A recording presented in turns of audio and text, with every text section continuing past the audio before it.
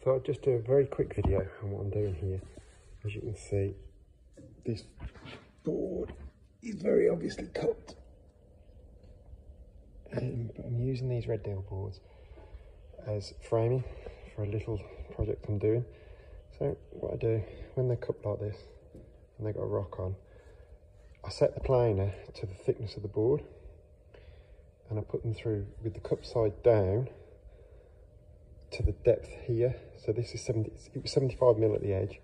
So what happens is when you put it through, it comes out dead flat to the board. Now this is rough carcass, but it's going to be a jointed carcass. So it needs to be fairly flat because I don't want to have to, it's not the sort of project where it's worth scribing to a cup like this.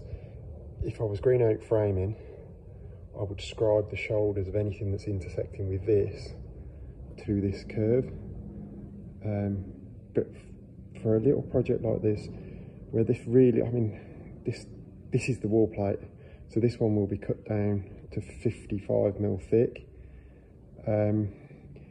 It doesn't need to be so good, however, it needs to be an odd size, so it needs to be a true 200mm here, which is why I'm using this red deal and not using some regularised carcassing timber, because getting 200mm carcassing timber now is very hard to do.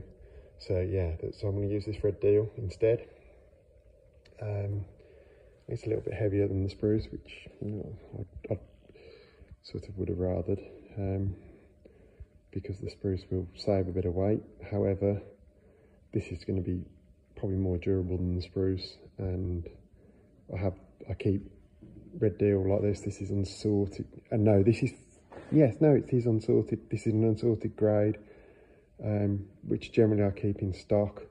And actually it was a bit too, this particular board was a bit too knotty for the project it was purchased for.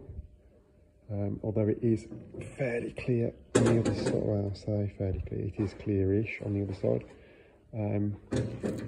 But it's more than perfect for this carcassing. So yeah, just a little tip: if you're doing anything like this, it does make it easier because you get a lovely flat surface then with no rock. Okay, that's it for now. Thanks guys, bye.